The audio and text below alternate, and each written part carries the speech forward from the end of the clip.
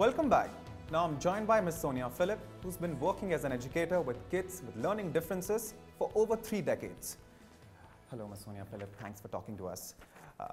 Ms. Philip, do tell us, first of all, what inspired you to start working with kids who have learning differences?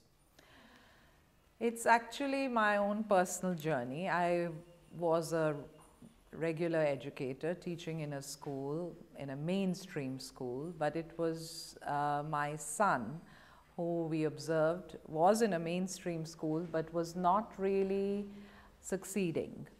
He looked like all children, but he didn't learn like them. It's the pursuit of understanding my own child's learning profile that took me to the United States to do another postgraduate degree in understanding children with learning differences. Let's talk about specifically ADHD now. So dispel it for us. What is ADHD? How does it manifest? What effects it has on kids? So it's a label. And in my own experience and practice, we don't really believe that label is helpful. It's not helpful to the child, it's not helpful to the teacher, it's not helpful to the parents. So it's more important to really understand what it is. And it's not one thing. You cannot say ADHD is one and manifests itself in the same way for all children. So it's a variance and diversity in attentional difficulties. So it's more important to look at each child and know what is the phenomena of weakness in attention I see in this particular child, because we know it's a plethora of differences that you would have. Can you give us an example of that? Sure. You can have children who would have difficulties with the energy that their mind is able to pull together to do a task. We call it mental effort. It's like the fuel your car needs to be able to go from point A to point B. So similarly for children, when they are asked to attend to a task, they need their mental energy, the fuel. And for some children, that aspect of attention is weak. So they may start out very well, but soon run out of gas. So these are children you'll see, they start out doing their work, but then soon are stretching, are fidgeting, are sprawled on their tables. That's one example of weakness in mental energy as a component of weak attention.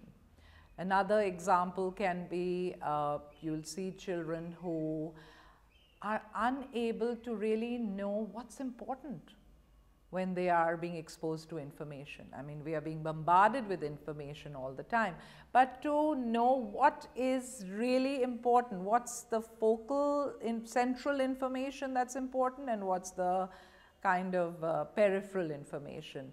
So when I'm reading a chapter, I need to know what was the main idea of what I read. And I don't need to know all the incidental things that happen.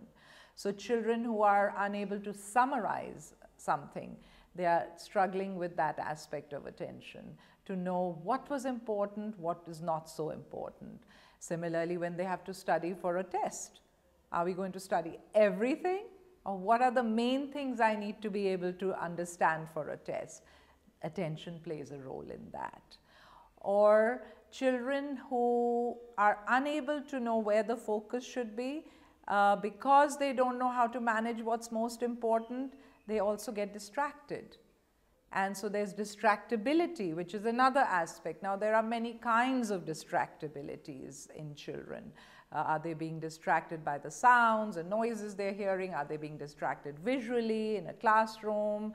So various kinds of distractibilities. You also see children whose mind and attention can focus in one way and not another. So if information is presented like you and I are talking, maybe your mind will tune off. It's too much sound. But if I present the same thing visually through a chart, your mind will get alert. So there are many different ways that you see how weak attention is manifested. But the hallmark of weak attention is inconsistency. You will see children who are inconsistent in their performance, and it's so deceptive because one day they are able to spell the word well, and in that same paragraph, next sentence, the same word, they've misspelled it. Or, you know, you say, let's do these 10 sums, and 4 sums are correct, but 5th one is wrong, and then 6th and 7th are correct, so there's inconsistency. It's like the tuning in and out of the mind that's happening. Thanks for talking to us, Ms. Phillip. Thank you. Pleasure. On that note, we will wrap up today's show. Thanks for watching. Goodbye.